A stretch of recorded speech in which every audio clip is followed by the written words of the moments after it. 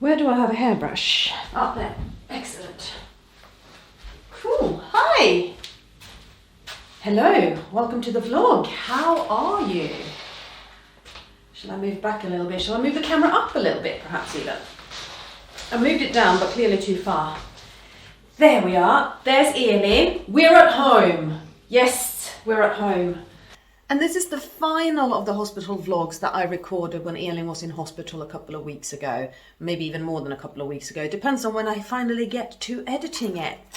But this is the one that I filmed when I got her home. So, yay, they were all filmed really close together, but certainly not edited and posted really close together. So thanks for your patience and enjoy the rest of the vlog. So yesterday morning when Elin had woken up, I went out and I said to the nurses, we're going home today. The nurse in charge looked at me and went, yep, you are. The nurse assigned to us, who doesn't know me and doesn't know Elin, went, oh, well, we'll wait and we'll speak to the doctors. Yeah, you can do that, but we're going home today. Basically, even the day before yesterday, one of the doctors had said to Rob, you're fine to take her home. We know that you can manage her now.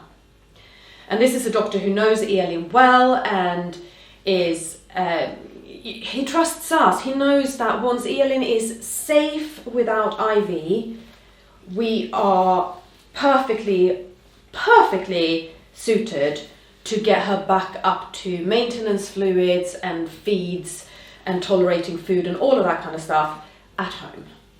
But of course, a doctor who doesn't know her will want to make sure that, oh, you know, she's tolerating everything through her stomach and she's opened her bowels and she's done this, that and the other. And we're like, yeah, go, just go home. Yeah, so the day before yesterday, she should have gone home. She should have been discharged. But when I turned up about 4:15, she still hadn't been discharged. It got to 5, it got to 6 o'clock, and I said to myself, if we get discharged now, we are not out of here until midnight, and I'm not leaving the hospital at midnight with Elin. So we're just going to settle in for the night. We're taking up a room, we're taking up resources, we're taking up a nurse, not our problem. Okay? Okay, yeah. Yeah, so we stayed an extra night, and we had a chilled morning, and then I started being quite pushy yesterday morning. It's like, we need to get home, and making sure that they know that the one medicine we need to come home with is buccal-midazolam, which is Elin's serious rescue medicine. Everything else we have, just buccal-midazolam, and we can go. Hear nothing. Hear nothing. We hear nothing. Then we hear nothing, and then we hear nothing, and we hear nothing, and I go, oi, come on. And the doctor who the day before had said we could go home was there again. He's like, yeah, you can leave. Can we call the pharmacy? Can we start the discharge letter? They can leave. But this was us just talking when he happened to be in reception as I walked past. And then nothing. At 12:30, so just after midday, a doctor came in to properly look at Elin, not just kind of in passing say they're fine, they can go, but, you know, coming in to look at us. And she went, was there a reason why she didn't go home yesterday? And I went, to be honest with you, I think that reason is because nobody really found the time to discharge us yesterday. She was like, oh, okay. And said, it's fine. I was fully prepared to stay an extra night, so we stayed an extra night. By the way, I did my usual for that night as well. She's fine. She's well. She doesn't need observations. Unless I call you, you stay out of this room. Good night. So whoever was the nurse assigned to us was able to go and help other children who needed more attention. And Elin slept through the night and she was absolutely fine. So no, we did not need medical care overnight. We did not need obs. We didn't need somebody coming in and waking Elin up by shining a big light in her eyes and going, are your pupils reacting normally? Funnily enough, we don't do that at home. Can you imagine? Yeah, so just after lunch or just after midday, we got basically the official, yes, you are going home. I left the hospital at 3 p.m. without a discharge letter and without buccal midazolam. With Elin. I had Elin with me, okay? I didn't leave without her. And I promised that they were going to call me as soon as the pharmacy had sent up the buccal midaz. And I wrote in the nurse we had. I think she's bank staff. She's not somebody I know very well. And I was like, listen, I know what it's like. You are super busy. Everybody's super busy. Something turns up here. Nobody takes any notice of it. So, you know, just help me out. Make sure that I am called as soon as possible. Which is like, yeah, I will do. And I also said that at 7:30 I put Elin to bed. So if it's around that time or after, I'm not coming down to pick it up. 7:15 they rang.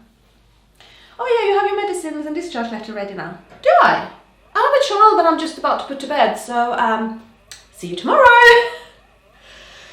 Oh, and obviously if I had had any doubts that Elin would go into status, or any doubts about the fact that Elin would definitely not go into status overnight, I would have been down last night to pick it up, because I still did have a carer. I could have gone.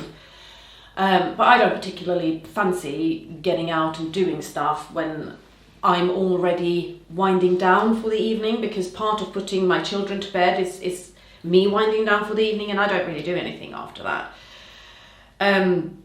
And I knew Elin was going to be absolutely safe. I know from experience that once she's out of the spiral of seizures, she doesn't go straight back into it, and that we can trust her to manage safely without rescue medicine. And quite frankly, even if she had gone into status again last night, if in that unlikely event, I would have called an ambulance.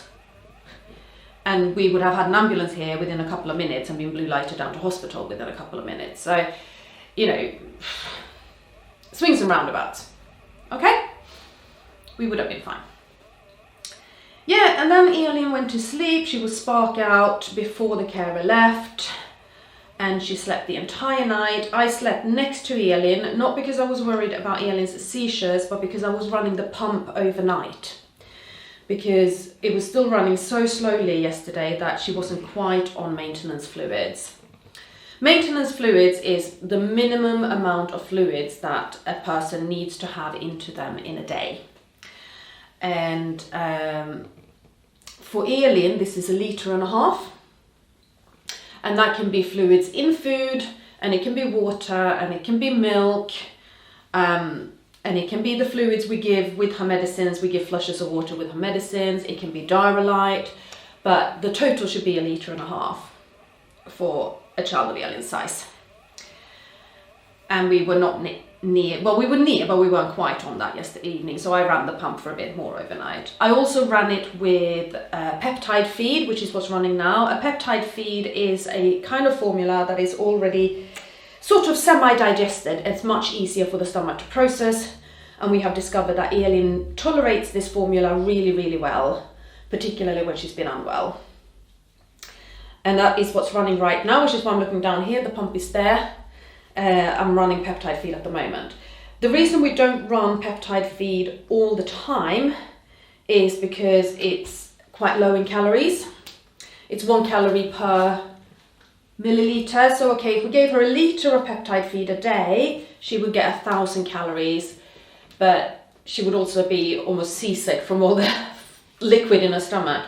And we'd rather give her food that is more calorie dense, and that is denser food as well, and it sits in her belly better.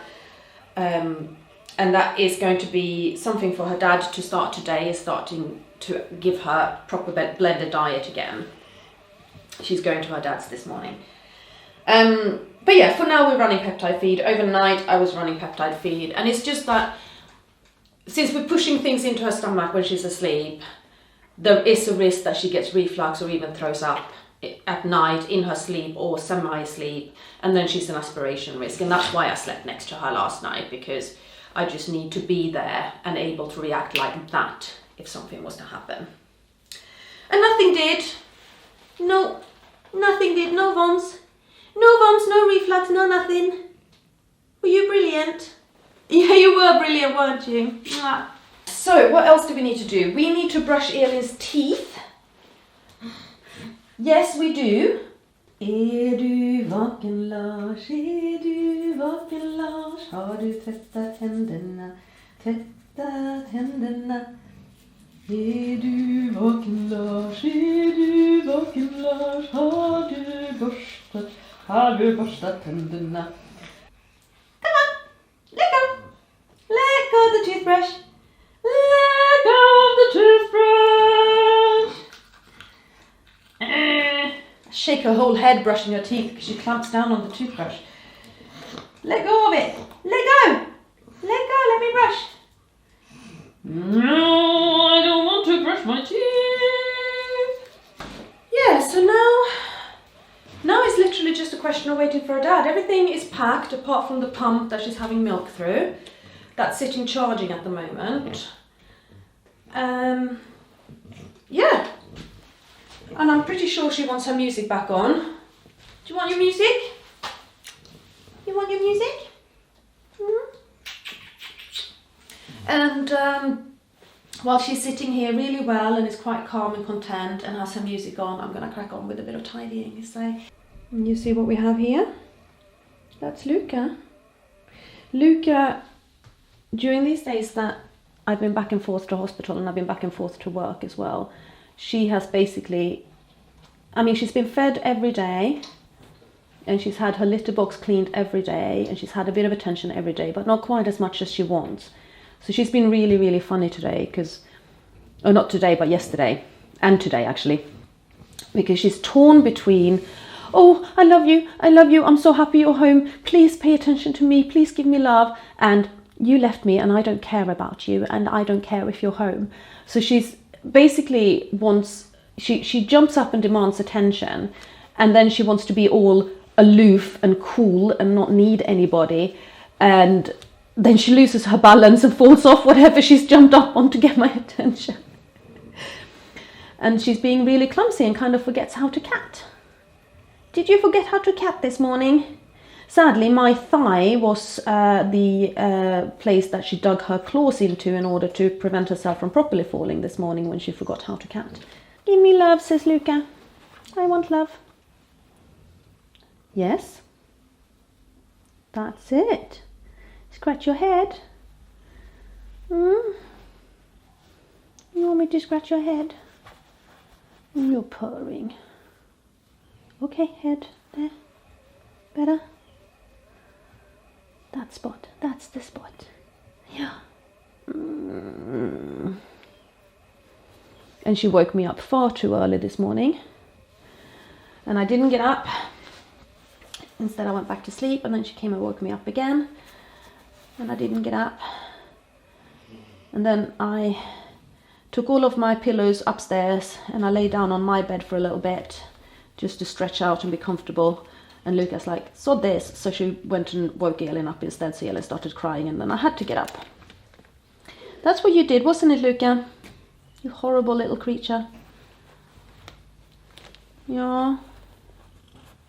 I know. I know. You're a sneaky little bugger that way. Yes. So Luca, you're going to say thanks for watching. Have a lovely day. Please subscribe. And we'll see you again very soon. Bye.